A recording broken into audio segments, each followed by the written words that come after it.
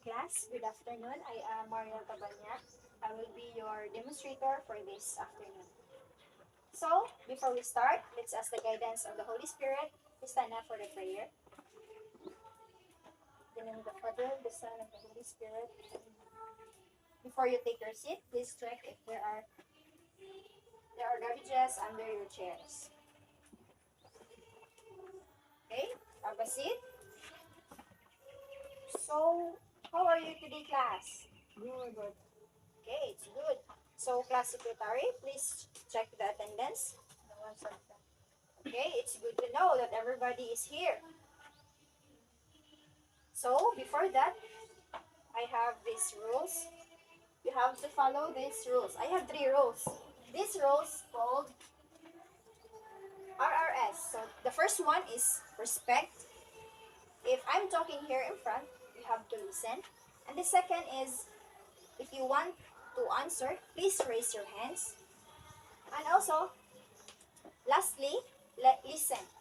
If either me or your classmate or your seatmate will answer, please do listen.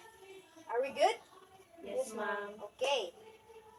Now, who can recall about our topic last meeting? Yes? About localization. Very good. Give her 5 claps. Yes. Our discussion last meeting is all about localization. So now, let's jump to another discussion. But before that, let's have this activity first. This activity is called Arrange Me. I will be giving the material that you will be the one to arrange. And I will give you 20 seconds to arrange it. The first one who can arrange it can gain points in quizzes. Okay, I will give the materials.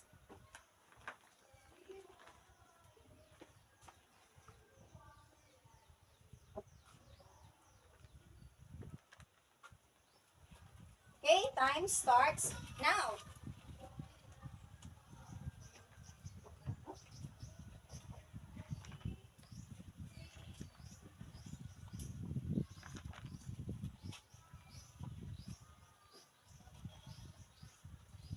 Yes? Okay, we have the first one who arranged the first word. So what is it? Okay? Political. Political. And the second one?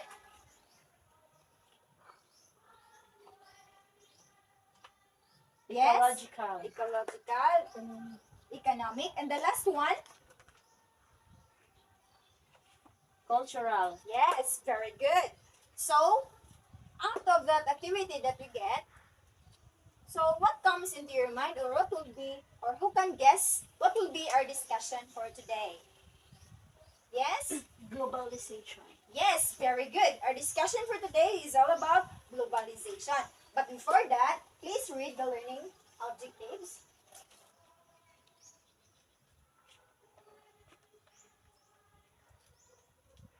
Please read.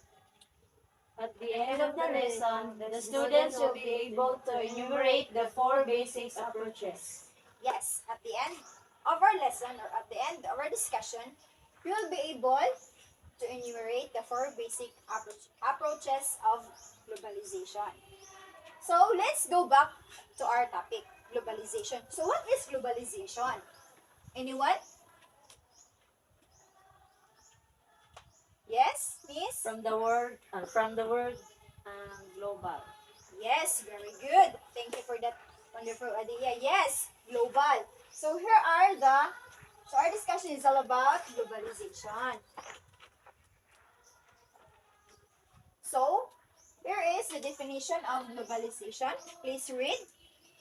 How trade and technology have made the world into a more connected and interdependent place. Yes, globalization. So, globalization daw no is the trade of technology that we have in the world into a more connected and interdependent. So, through technologies, each country is kanang nag-connect na ta, dili na ta kanang bulag-bulag. So, even, for example, you have parents there in another country, so you can communicate through technologies daw. And the next definition is, please read. the speed up of movements and exchanges of human beings, goods and services, capital, technologies, or cultural practices all over the planet. Yes. So, globalization is the speed up of the movements, the exchanges of the goods and services of each country, like the importing and exporting of goods and services through one country to another. So, that is globalization. Now, let's jump to our discussion. The four basic approaches of globalization.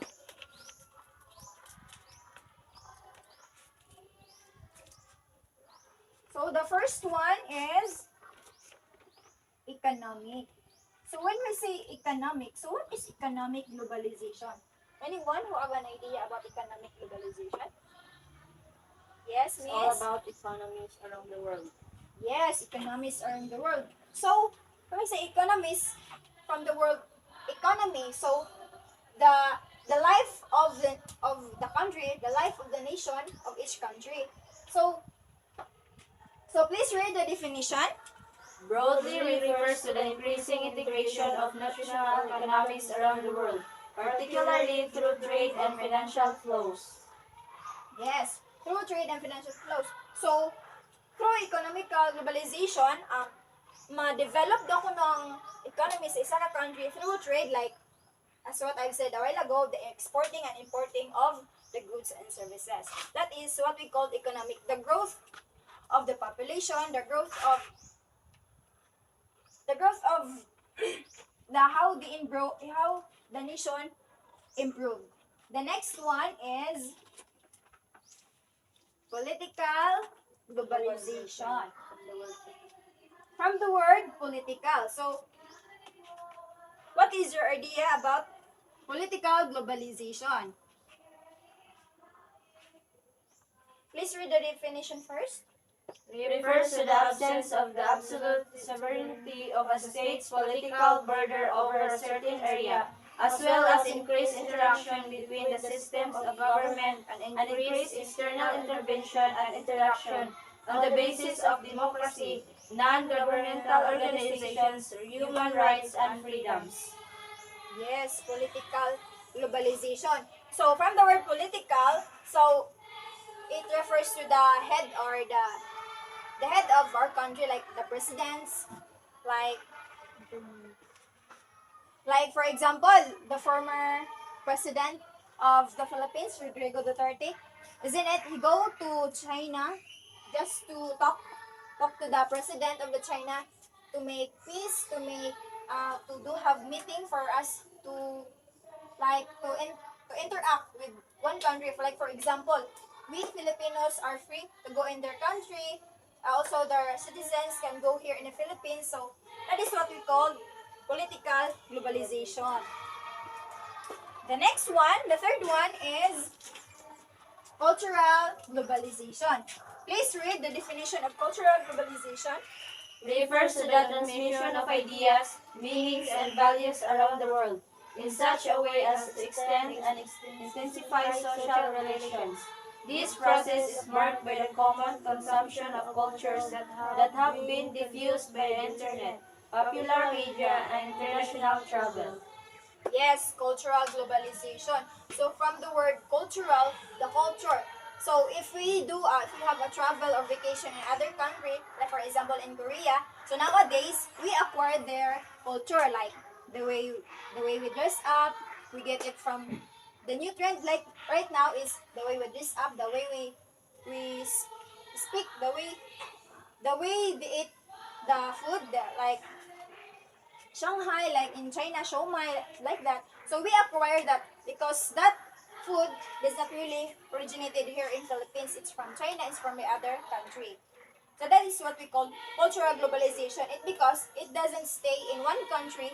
It goes here in our place, in our country. Did you get that? Yes, ma'am. Okay, good.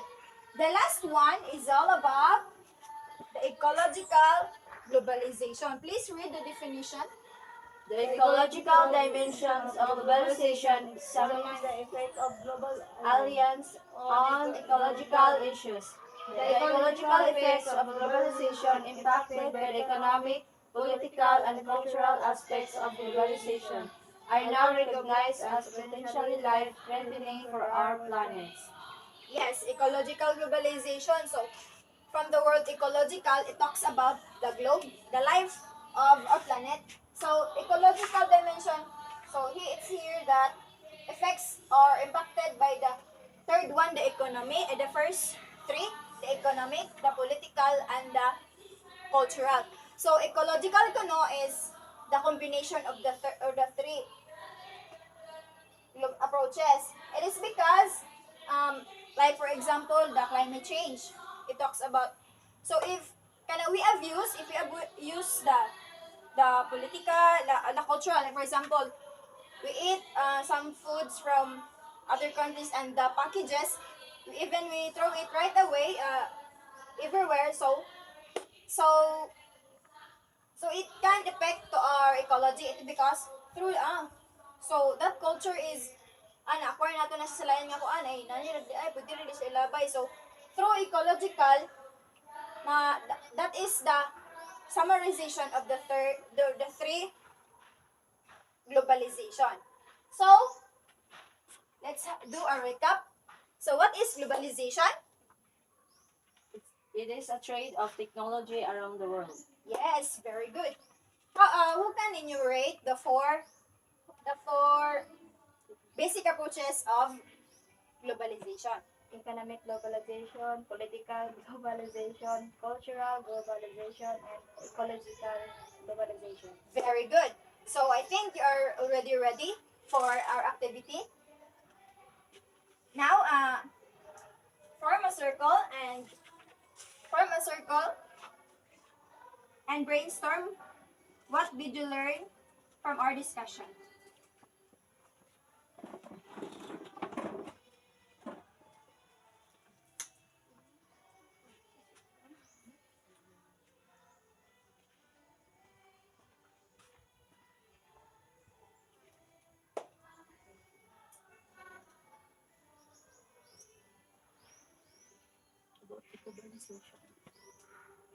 Okay, are you done? Yes, ma'am. Yes, ma'am. Okay, it's good to know. So now let's check. So, let's check what have you learned from the brainstorming that you have with your classmates. So now, how can we say that it is ecological globalization? How can we say why is it cultural globalization? Or how can we identify or how can we know if it is political or cultural? Anyone?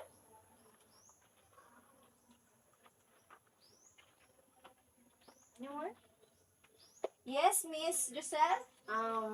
Political, ma'am, because it's about sovereignty of political borders of a certain area. Yes, very good. How about the other? Yes, Miss Nadas? From the word economic, economic through around the world, particularly through trade and financial flow. So, what we say economic is kita.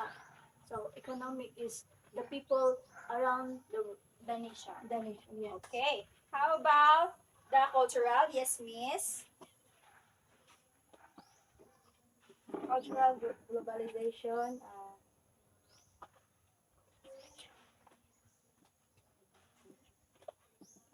Refers to the translation of ideas and meanings and values around the world. Okay, it's very good.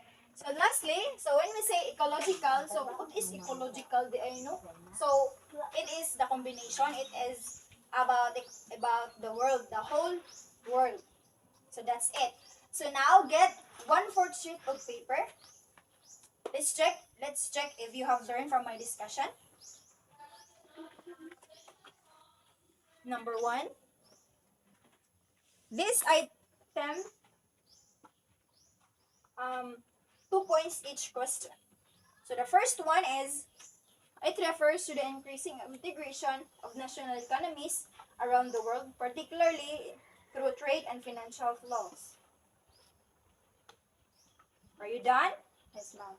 The second one is, refers to the absence of absolute sovereignty of states' political borders over a certain area, as well as increase of interaction between the systems of government and increase external intervention and interaction on the basis of democracy and non-governmental organizations. Are you done? Yes, Yes, ma'am. Number 3. It refers to the transmission of ideas, meanings, values around the world in such a way as to extend and extensify social relations.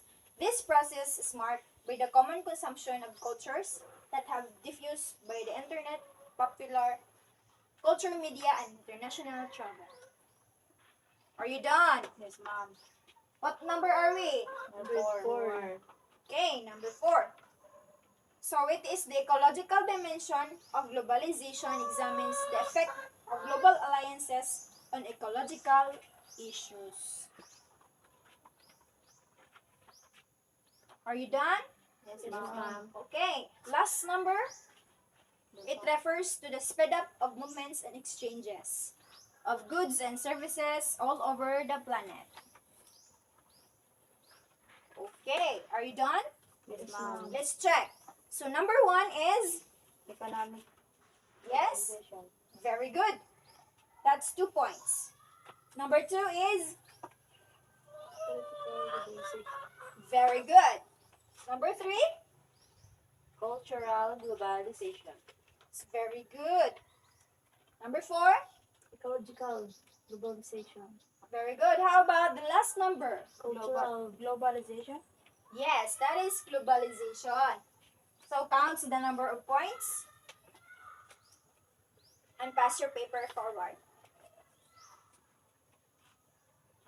So why is it important that we need to enumerate, to know the 4 basic approaches of globalization?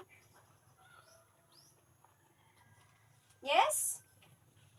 Anyone? What is the importance?